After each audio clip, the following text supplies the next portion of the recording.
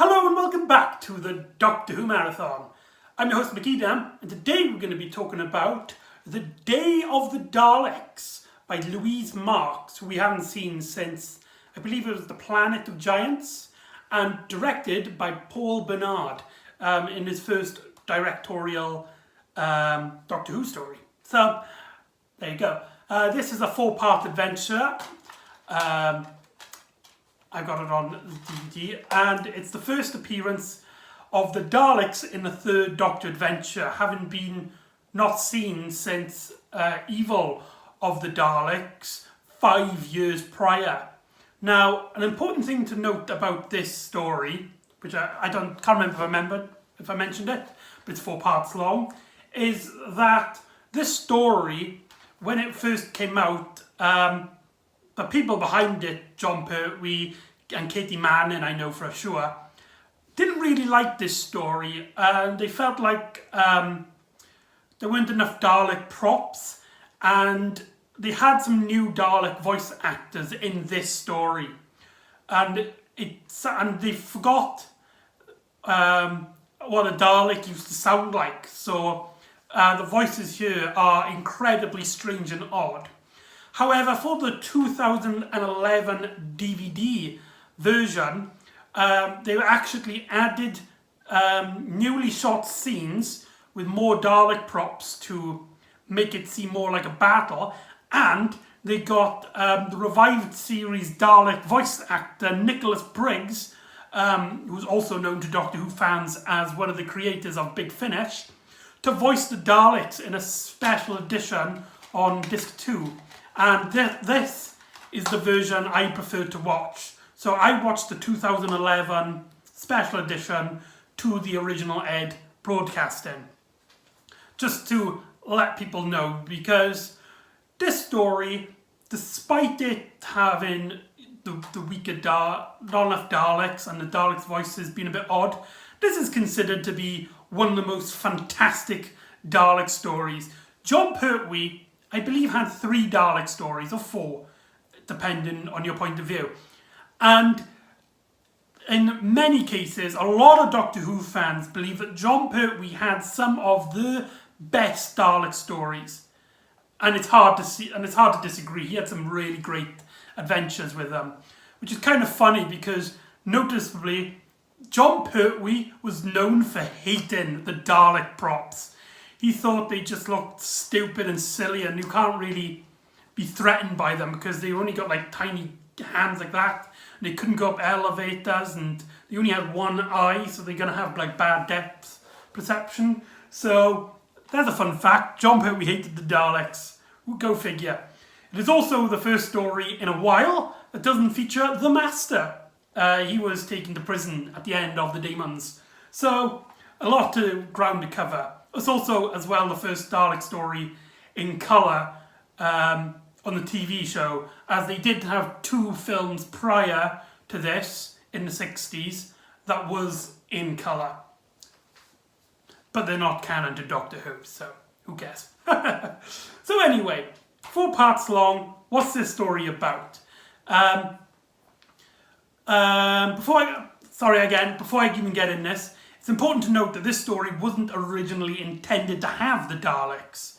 Yes, when Louise Marks wrote this story, he had this whole story without the Daleks, but Barry Letts wanted to put them into the series and thought that the Daleks would have made a great addition to his storyline, so he added them in.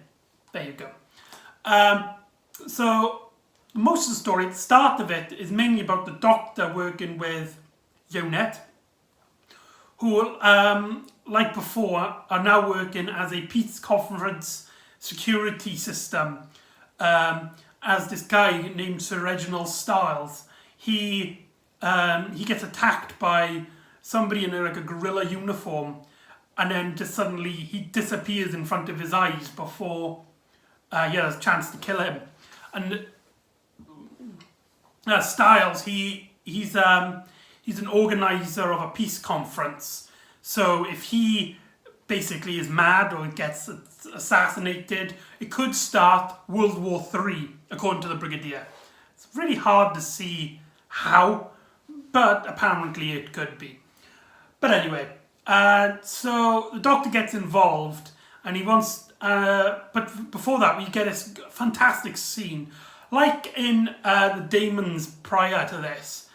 We get a scene, a little fun little scene, like a gag, that sets up the idea of the story as well, not the idea of the story, but an aspect of the story, as the Doctor's mucking around with his TARDIS, and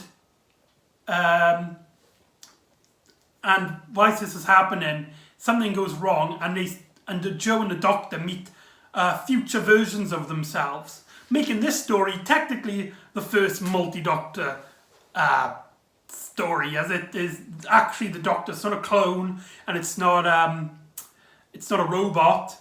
It is actually the Doctor, just in the future, and it only lasts a scene, but you know, it's just funny to think, which kind of sets up this whole premise of time travel, and for some reason they keep calling them ghosts. Something about this kind of bugs me. They keep calling these people from the future and the Doctor and our ghosts, but they're so clearly not. I don't know. And we get this whole story of these guerrillas combat people who have come back to kill Sir Reginald Styles. They're from the future, so this is one of the first Doctor Who stories that actually deals with the concept of time travel, which is really cool. But I digress. They come to kill Sir Reginald Styles because they believe that he will be the catalyst to starting World War III, and basically, in their point of view, the world has gone to shit, and when after all of the catastrophe, the Daleks came and took over and enslaved humanity, but the Doctor slowly learns this element.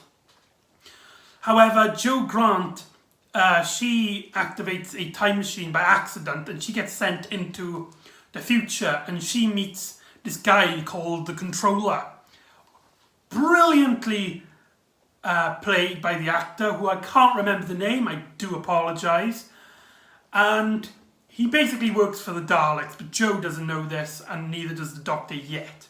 It deals with another heavily political story, as we get this big bombastic company that is enslaving humanity, but the guy who rules it, basically the president, the prime minister of this organisation, seems like a calm and collective and a very nice, well-spoken individual, and he basically treats Jo Grant like a guest, and he basically says that these terrorists have kidnapped the Doctor and they're going to kill him, but if you help us, we could help you help save the Doctor.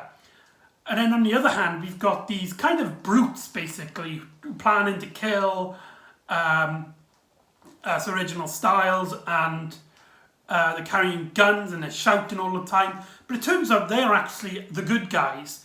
They're just in a really desperate situation, which is just, it's a great juxtaposition here, as we got the calm and collective guy being the villain, and the more brutish soldier-likes being the villains, being the heroes, sorry. Wow, that was really bad, wasn't it? I digress.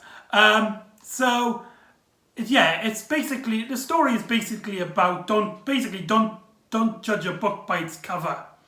And you get some really great moments with the Doctor starting to try and trust these people. There's a great moment where Jo Grant thinks that these people are brutes, and the Doctor's like, don't judge them too quickly, Jo. We don't know what they want yet. They might be have good intentions. You don't know. And Joe's like, how can you be serious? They try to kill Sir Reginald Styles. They're clearly the bad guys.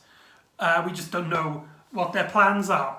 So yeah, it's a great contrast. It's a great message for people, as not all high political figures have your best interests at heart. And it's also great because Jo Grant is a character. She's so sweet and innocent that you can believe that she would be fooled by this well-spoken individual. And he's a fantastic villain. Paul Burnett. Is it Paul Burnett? Yeah, Paul Burnett has some brilliant close-ups of this guy's face. There are some fantastic close-ups of this story. Now, as you probably have noticed, I haven't mentioned the Daleks yet. That's because they hardly have a huge impact in this story. It's really strange. For one of the better Dalek stories, in fact, this is one of the most highly praised Dalek stories in the show's history, the Daleks hardly are in it, and really you could take them out and the story won't suffer too much, apart from something that happens with the controller. So, but it's the fact that we don't see them that much really heightens the presence, because we're like anticipating their appearance. It makes them, when we do see them, a lot more impactful. The story has some pretty great cliffhangers with part 3. Part 3 has an amazing cliffhanger in which later on in part 3, the Doctor is captured by the Controller's men after he's seen some slaves working in the mines, I believe they were. It doesn't actually tell you what something to do with the minerals on Earth. And we get a great scene of the Doctor, Jo, and the Controller basically talking, and the Controller basically comes up with this lie that this place is a rehabilitation for hardened criminals, and the Jo is like, okay, that's fair enough. It's they're helping them really, and the Doctor's like, what? You said that this is supposed to be like the most peaceful time on Earth, but yet there are people being gunning people, and there's a lot of criminals that need to be anticipated. Don't they like being happy? He says something like that, and we get some great dialogue. And so when the Controller leaves, he talks to the Daleks, and when he says the name the Doctor, the Daleks get really, really pissed, and they're like, this could be the guy that's been torturing us and through many of our previous adventures. But he's changed his face for horse, so this might not be him. So the Daleks have to put him in the machine. And we get clips of William Hartnell and Patrick Troughton. And it's probably the first time since whenever, really, but we get an acknowledgement of previous Doctors, which is just incredible. Now in the new series of Doctor Who, we would get this like every other episode, and it does kind of feel like fan service for the sakes of, hey look, you like this, it's great. But because this is a story from 1972, I believe. Hey, 1972, I was right. Hey, just because the story's from 1972 and we never get these scenes, and it's only like a short moment as well. It does have a great story significance. It's there to help the Daleks prove that he is the Doctor. It works. It really works, and it makes you go, "Oh, that's really cool." Not, "Oh, that's really cool," but it's annoying to the plot. It distracts me from the plot. So there you go. And first of all, the Daleks are like, right, we're going to kill him and stuff. But then the Controller's like, no, we can use him. He might have information about the people in the gorilla uniforms who are trying to kill Sir Reginald Styles. They need him to keep the past. And the Daleks kind of like work it out, and the Doctor escapes. And we get a great moment where the Doctor gets into a tunnel and he's caught up by the controller, but the controller lets him go. Now, the controller has a bit of a story arc in this story. Previously, throughout the story, we get bits where he's talking to the Ogrons, these guerrilla police that they use in the story, which become like a fan favourite, and they appear later on in a third Doctor adventure. The Ogrons are basically the Daleks' servants, and they'll be one of many Daleks slave races that get used by the Daleks. But I digress. And we get some great moments when he's controlling the Ogrons, and he'll say stuff like, "Did I order you to take leave? No, I'm still talking to you." And then later on we get scenes with Daleks, and they would kind of reflect his what he says. So he tries to walk off, and the Daleks like, "Wait, we didn't give you leave," and then try to increase production by 10%. And then he does that to someone else, where he tells somebody to increase to 10%, and then he's like, "If you can't, we could replace you," which is something the Daleks say to him. So it really emphasizes the message that a highly organized, this kind of political stature only really benefits the one in the highest power. This kind of evil system. So there you go. I don't know if this has a big significance in 1972 Britain, but today it could be applied. So well done for this story for aging very well in that regard. But anyway, so he lets the Doctor get away, and the Daleks later exterminate the controller. So he gets a really great send-off here. Great poetry of storytelling by Louise Marks. And it is kind of sad because the controller is such a great character, a great villain. Now, it would have been nice to have him return, but that's just me. And the Doctor has to basically... It turns out that in this history, they believe Sir Reginald Style created World War III by taking all the ambassadors, I can't remember the word they use. I'm just going to use ambassadors because it's easy to remember. They take all the ambassadors into a building, and then it all blows up. But the Doctor quickly realises it was actually this small little army group that set off the bomb because they're trying to kill Sir Reginald Stiles, and one of them did have a bomb.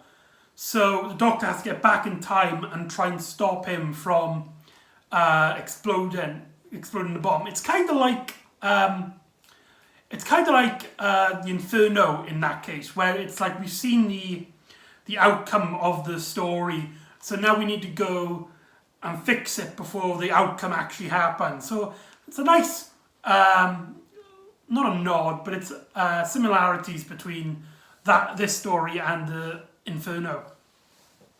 But there you go. We also get the Daleks coming back in time to try and kill anybody who gets involved with the timeline. And this is the scene where originally they only had 2 Dalek props, and when they released it for the 2 Entertain DVD in 2011, and they had the special edition, they actually added more Daleks, and you see them coming up to the building to try and basically murder everyone. And it comes up with a great plan of getting all the elegants out, all the Daleks go in, and then the bomb goes off, killing the Daleks and this dystopia future, solving basically every problem. So yeah, the Daleks don't get a lot here, and it's still, a great episode of Daleks Doctor Who. So there you go, that's Day of the Daleks. Overall, pretty great story.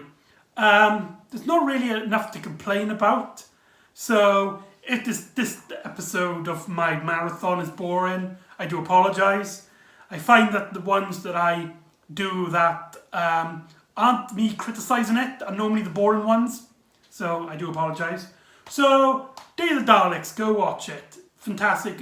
Might be a great one to be like if you're trying to get into Third Doctor stories. However, I highly recommend you watch the 2011 version than the actual Ed version. It has improved Dalek voices. It has more Daleks to think, and it has some touch up on special effects. Sometimes they're a bit silly, especially when somebody gets murdered. They get like this particle effect coming out, but it's a much better improvement of the Ed version. Please do watch the Ed version. I mean, for the historical aspect of the story. But I would personally recommend you watch the updated version first. It's not like the Dalek Special Edition where you get like really rubbish scenes get shoved in your face. It's mainly just touch-ups, and the only one that's really noticeable is the Daleks' voices. But there you go. So there you go. That's Day of the Daleks. So join me next time where we take our first, I think it's the first ever story that doesn't even like mention Earth. I believe it's another story where the Doctor uses the TARDIS to get anywhere, and we get reintroduced to another second Doctor villain. So join me next time for The Curse of Peladon, the first Peladon story. So join me next time on the Doctor Who Marathon. That was really cheesy, I'm sorry. So see you next time.